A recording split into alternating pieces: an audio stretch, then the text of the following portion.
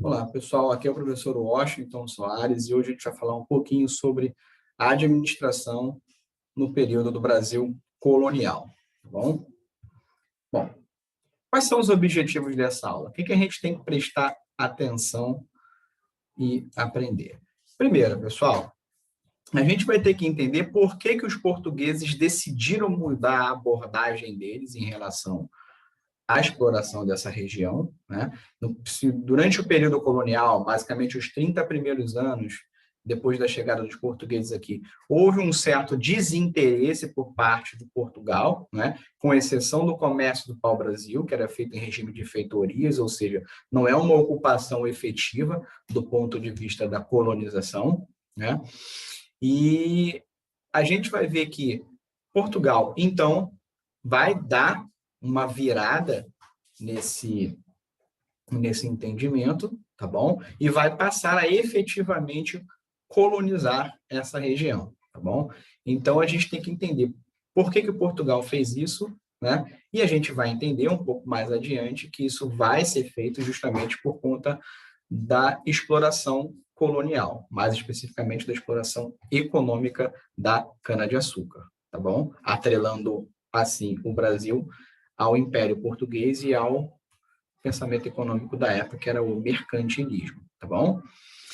A gente vai ver que, primeiro, nesse momento aqui, a gente vai tentar entender um pouco a administração, ou seja, como é que Portugal vai estreitar esses laços políticos com relação ao Brasil, né?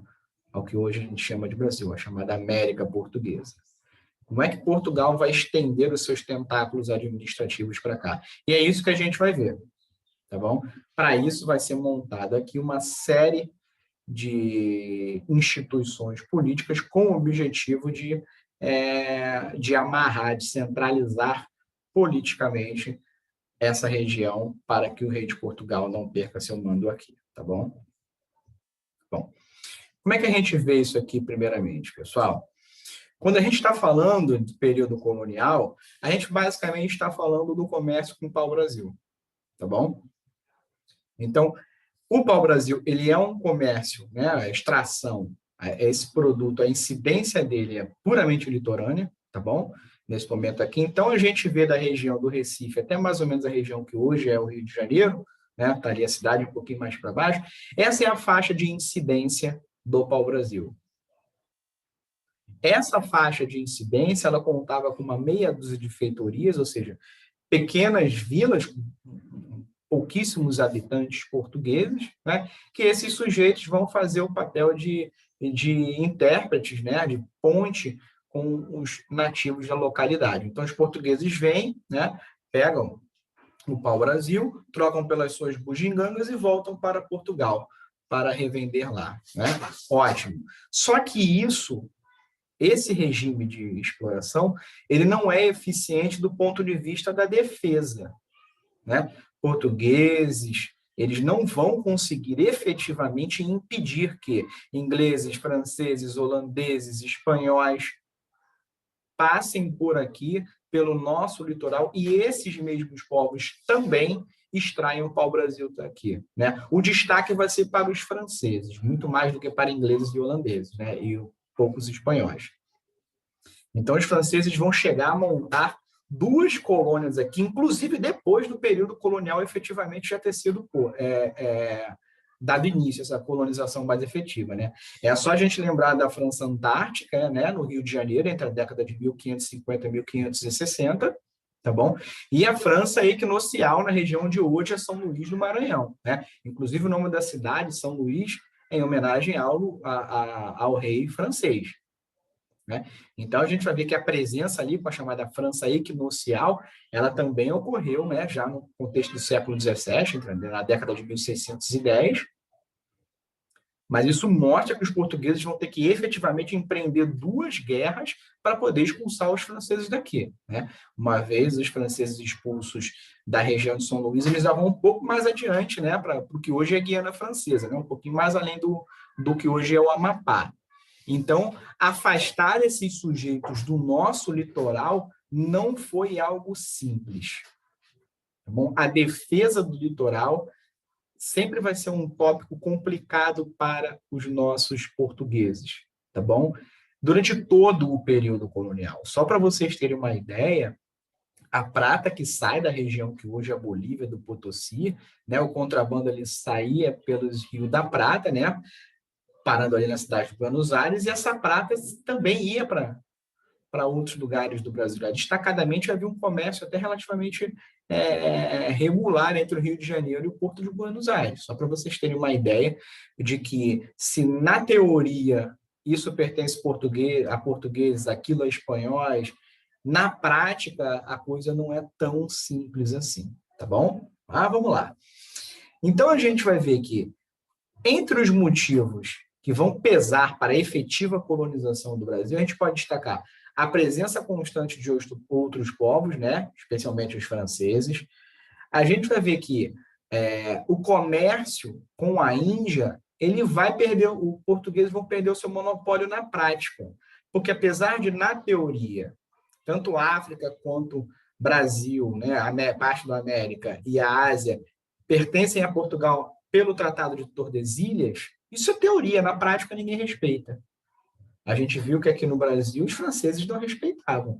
Outros povos também não respeitarão o comércio de portugueses na Ásia. Então, a concorrência, naturalmente, faz com que se torne menos vantajoso do ponto de vista econômico.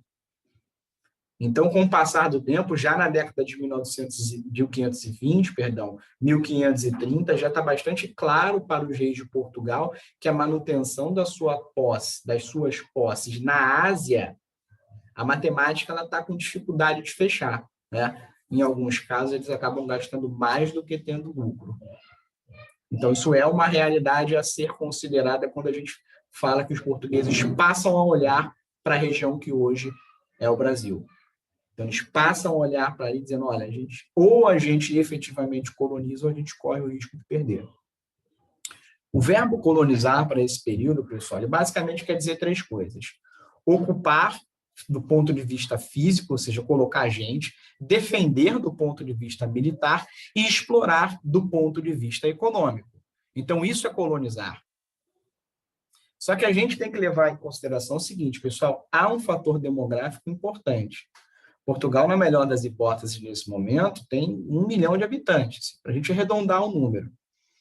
E ainda que quisesse, efetivamente não conseguiria ocupar toda essa região. Então, para os reis de Portugal, a ocupação ela vai se tornar uma equação difícil de ser resolvida. Inicialmente, a gente vê que, em 1530, a expedição colonizadora do Martim Afonso de Souza. É aí, nessa expedição, que ele monta a primeira vila do Brasil, que é São Vicente, hoje, litoral do estado de São Paulo. Então, é ali que é a primeira vila brasileira, mas a gente vai ver que a ocupação ela segue de outra forma. Segue como? Com as chamadas capitanias hereditárias. Pessoal, as capitanias hereditárias, né, elas já tinham sido implementadas no litoral africano, né? Lembrando que a própria cana-de-açúcar ela já era plantada por portugueses, né, já era explorada por portugueses no litoral africano, né, destacadamente nas ilhas. Só que, é claro, do ponto de vista quantitativo, não era nada significativo se comparado ao que será a produção açucareira no Brasil. Tá bom? Então, a experiência da capitania hereditária ela já existe. É claro que a experiência africana é uma, a experiência brasileira vai ser outra, tá bom, pessoal? É importante que vocês tenham em mente o seguinte, a colonização do Brasil ela vai ser feita na prática. Então, se a capitania que funcionou na África, ela vai ser trazida para o Brasil, no Brasil ela vai precisar de alguns ajustes, porque a realidade é outra.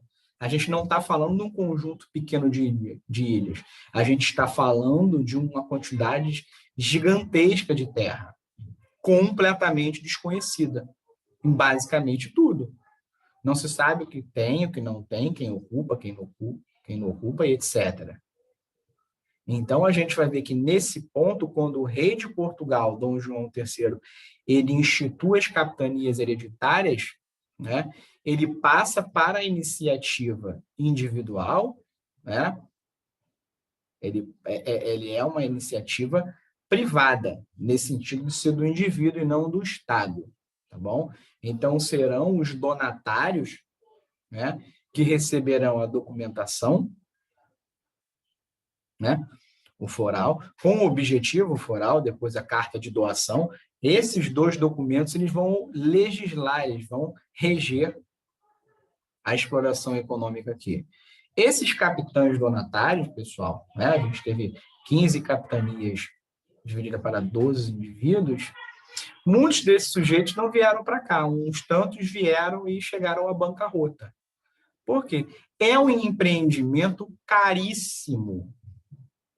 Tá bom? Montar um engenho, né? A preferência para a exploração econômica vai ser a cana-de-açúcar, né? Por acaso, na região do Nordeste, né, o solo vai se adaptar bem, ao Rio também, né? Ou outro ponto no Espírito Santo. Mas em outros lugares, não. Mas mesmo assim, nesses locais propícios, a montagem de um engenho é algo caríssimo. Não é à toa que boa parte dos engenhos eram criados com capital holandês, né? Por coincidência ou não, de cristãos novos que foram expulsos de Portugal, né? E foram para a região da o que hoje é a Holanda. Então, a gente vai ver que esse ônus aqui da colonização, quando é transferido para particulares, o rei de Portugal ele transfere, digamos assim, a responsabilidade. Tá? Mas é muito importante que a gente saiba o seguinte, pessoal, já se debateu muito sobre se capitania hereditária era feudo ou não, blá, blá, blá. Não era. Pelo seguinte motivo, a propriedade da terra continua sendo do rei de Portugal. A posse que é do indivíduo.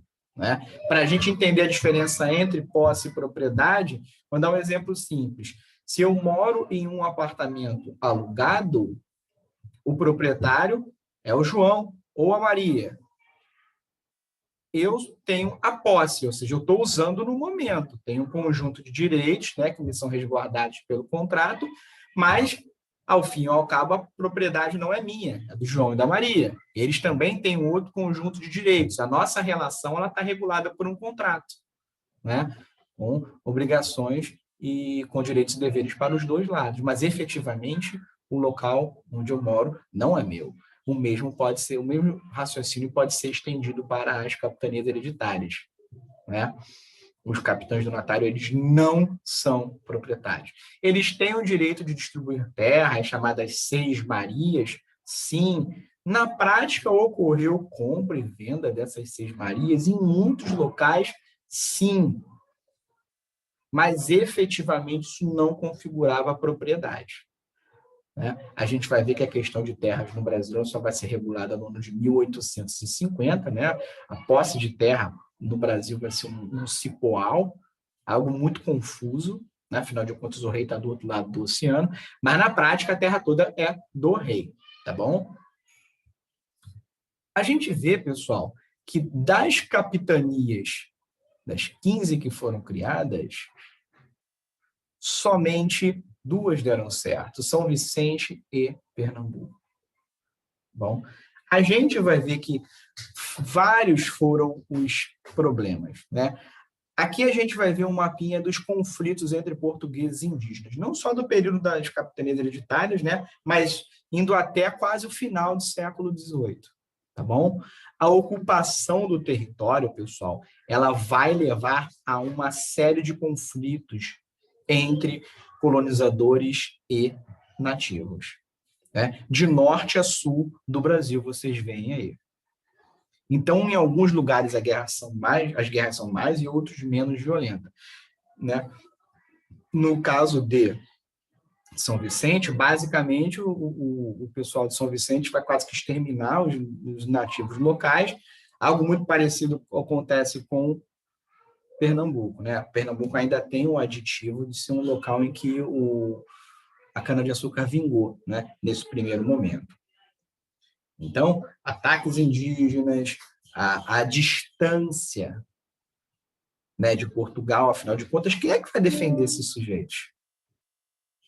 Então, há todo um conjunto, né, a ausência de pessoas, né, o fato de que essa colonização é muito cara. Então, tem todo um conjunto de problemas que acaba concorrendo para dificultar a fixação dos portugueses aqui, nesse primeiro momento, tá bom? E isso vai fazer com que o rei de Portugal, muito rapidamente, se dê conta do óbvio. As capitanias hereditárias foram um fracasso, né, no seu conjunto. Então, como eu disse, alguns nobres nem atravessaram o Atlântico, outros vieram para cá e perderam basicamente tudo. Então, era um empreendimento ainda muito ocupado. Então, a coroa de Portugal dá mais um passo adiante no sentido de centralizar a administração política. Então, essa centralização ela vai se configurar com a criação do governo geral. Né? O regimento Tomé de Sousa, né, uma carta, documento, um conjunto de leis que vai organizar toda a administração colonial.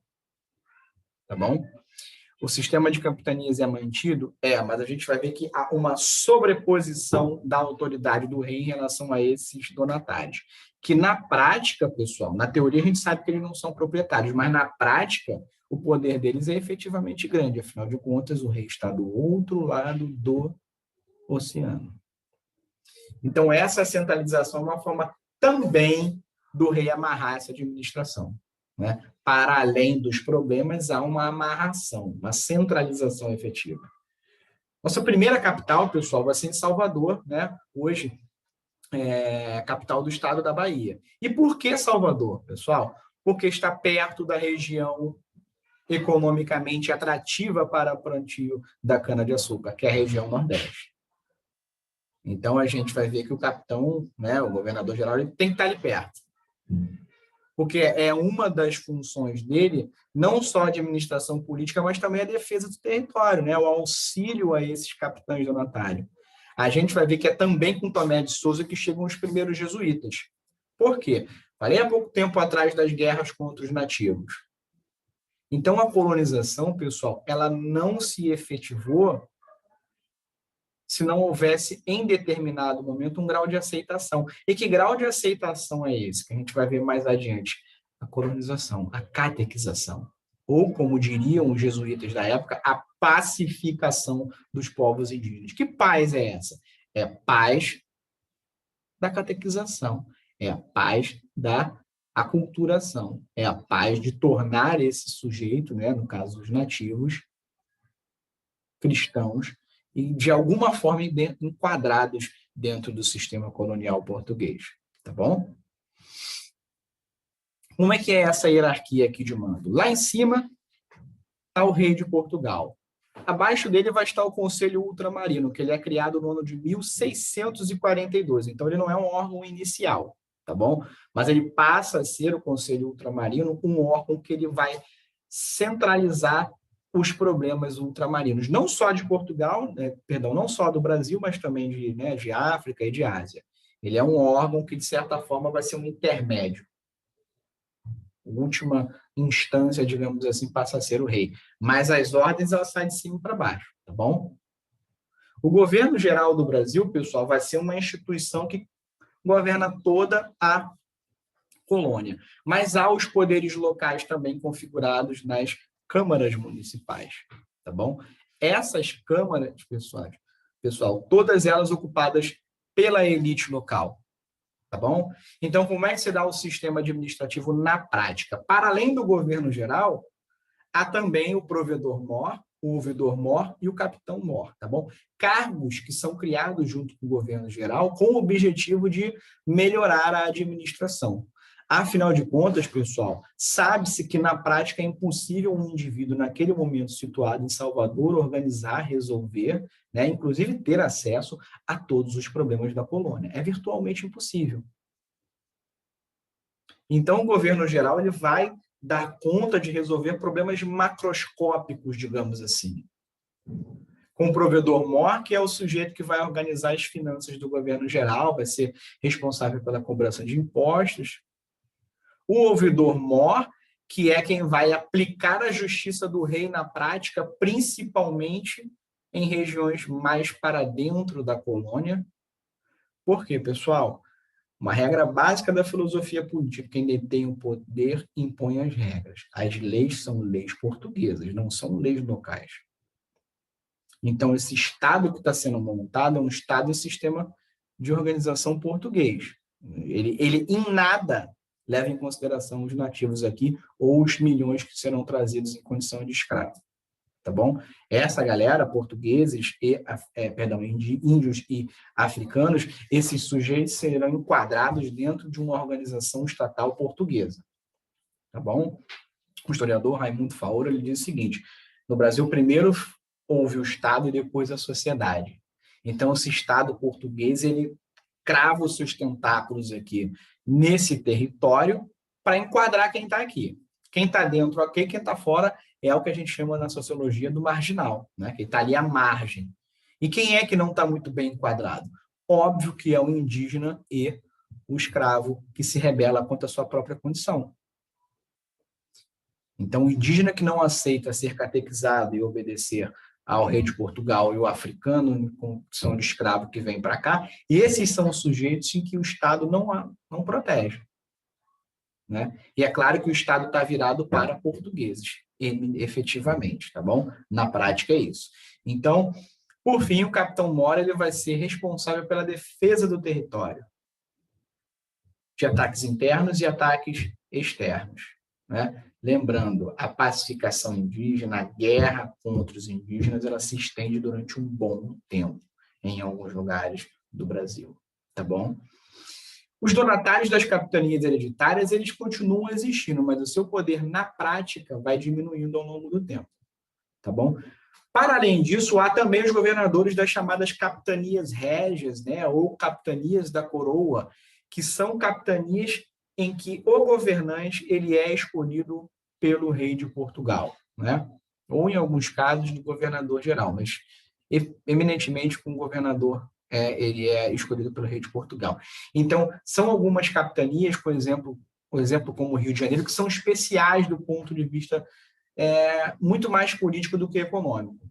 Tá bom? O Rio de Janeiro, nesse momento, né, depois da expulsão dos franceses, ele vai ser a cidade mais importante, mais ao sul, digamos assim, da colônia. É com a fundação do Rio de Janeiro que efetivamente os portugueses dominam, né, a parte sul da sua colônia. Tá bom? As poucas vilas que existem ali, elas não são o suficiente para poder assegurar a imposição do poder português. É só com a expulsão dos franceses que os portugueses efetivamente exercem o seu mando na região mais ao sul da colônia da América Portuguesa, tá bom? Com isso, pessoal, terminamos essa parte específica da administração colonial. Um grande abraço, até a próxima.